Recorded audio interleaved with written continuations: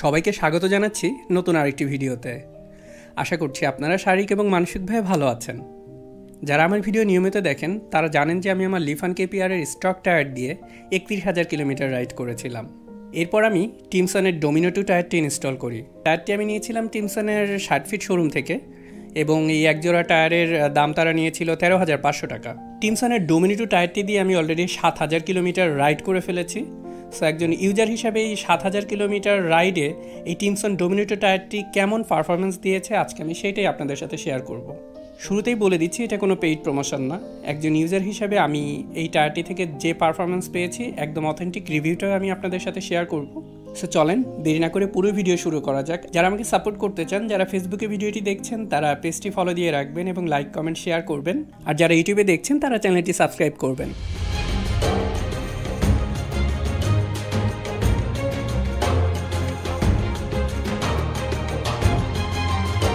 প্রথমে আপনাদের সাথে শেয়ার করছি টিমসনের এই ডোমিনো 2 ডুয়েল পারপাস টায়ারটি ইনস্টল করার পর এই 7,000 কিলোমিটার রাইড করে আমি ভালো কী পেয়েছি।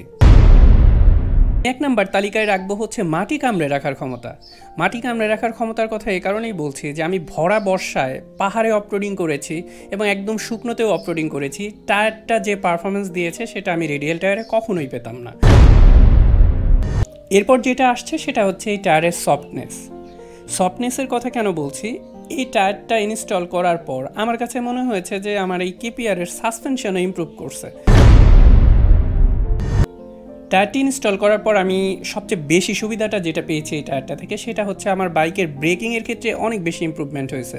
যেহেতু এই টায়ারটা রাস্তাটাকে আঁকড়ে ধরে থাকে, যার ফলে যে কোনো সিচুয়েশনে ব্রেকিংয়ের ক্ষেত্রে টায়ারটা আপনাকে সর্বোচ্চ সাপোর্টটাই দিবে। ব্রেকিংয়ের ক্ষেত্রে আমি এখন অনেক বেশি কনফিডেন্স পাচ্ছি শুধুমাত্র এই টায়ারটার কারণে। সবশেষে যেটা বলবো সেটা হচ্ছে টায়ারটার লুক। আমি বিভিন্ন জায়গায় অনেকেই আমাকে জিজ্ঞেস করেছে যে ভাই টায়ারটার নাম কি, কোথা থেকে নিয়েছেন।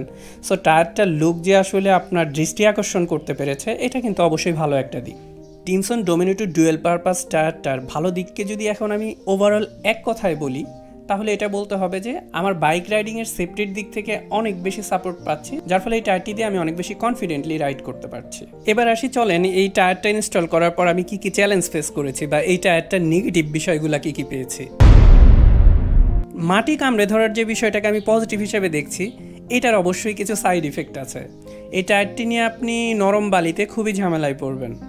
যেমন হচ্ছে আমি এই টায়ারটা নিয়ে যখন হচ্ছে সাগর পাড়ে বিচে রাইড করেছি, আমার পক্ষে এটা ছিল খুবই টাফ। কারণ হচ্ছে এই ডুয়েল পারপাস টায়ারটা একদম গ্রাম অঞ্চলে হাল চাষের সময় ট্রাক্টরে যেমন মাটি খুঁড়তে থাকে অনেকটা ওইভাবে গেঁথে যায় এই বালির ভেতরে। সো শুধু বীজ না, এই টায়ারটি নিয়ে আপনি হচ্ছে যে বালির ভেতরে খুব বেশি ঝামেলায় পড়বেন। টায়ারের যে খাঁচকাটা শেপ, এই শেপটা কর্নারিংয়ে হয়তো হেল্প করছে, কিন্তু অনেক রাস্তার ক্ষেত্রেই আমি দেখেছি যে রাস্তাগুলো একটু ছোট ছোট বিট করা বা একটু খাঁচকাটা টাইপের অনেক রাস্তা, বা অনেক সময় দেখবেন অনেক পার্কিংয়ে টাইলস দেওয়া থাকে ছোট ছোট বিটওয়ালা, এই সব জায়গাতে বাইক স্টেবল থাকে না, কাঁপতে থাকে রীতিমতো। অনেক ক্ষেত্রে আপনার টায়ারের হাওয়া কমে যেতে পারে, কিন্তু এই ডুয়েল পারপাস টায়ারটির ক্ষেত্রে আমি যেটা পেলাম, হাওয়া সামান্য কম হলে বাইক আপনি সোজা রাখতেই পারবেন না এবং খুব পাগলামি শুরু করে দিবে। আরেকটা বিষয় শেয়ার না করলেই না, সেটা হচ্ছে মাইলেজ ড্রপ করবে। এখন একটা রেডিয়াল টায়ার আর ডুয়েল পারপাস টায়ারের মধ্যে তো অবশ্যই পার্থক্য আছে। সো রেডিয়াল টায়ারের সমপরিমাণ মাইলেজ পাওয়া যাবে না। আমি আমার কেপিআরের ক্ষেত্রেও 2-3 কিলোমিটার মাইলেজ ড্রপ পেয়েছি শুধুমাত্র এই টায়ারটার কারণে। এটা ছিল আমার রিভিউ। তবে একজন রাইডারকে আমি চিনি যিনি টিমসন ডোমিনো 2 ডুয়েল পারপাস এই টায়ারটি দিয়ে 15,000 কিলোমিটার রাইড করেছেন। তিনি শেয়ার করেছিলেন যে তার টায়ারের খাঁচ কাটা পার্টটা যখন ধীরে ধীরে ক্ষয়ে গিয়েছে তখন উনার বাইকটা রাস্তায় স্টেবল থাকে নাই এবং কাঁপাকাঁপি করছে। আমি জানি না যে সামনে এই জিনিসটা আমি ফেস করবো কিনা, তাই আগের থেকে আপনাদের সাথে শেয়ার করে দিচ্ছি।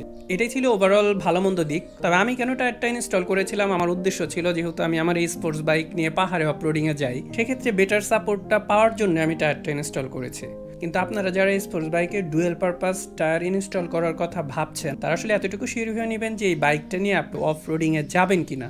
তা না হলে শুধু শুধু রেডিয়াল থেকে ডুয়েল পারপাসে আসার কোনো প্রয়োজন নেই। সো আমার ইনফরমেশনগুলো আশা করি আপনাকে হেল্প করবে। আজকের মতো শেষ করছি, ভালো থাকবেন সবাই।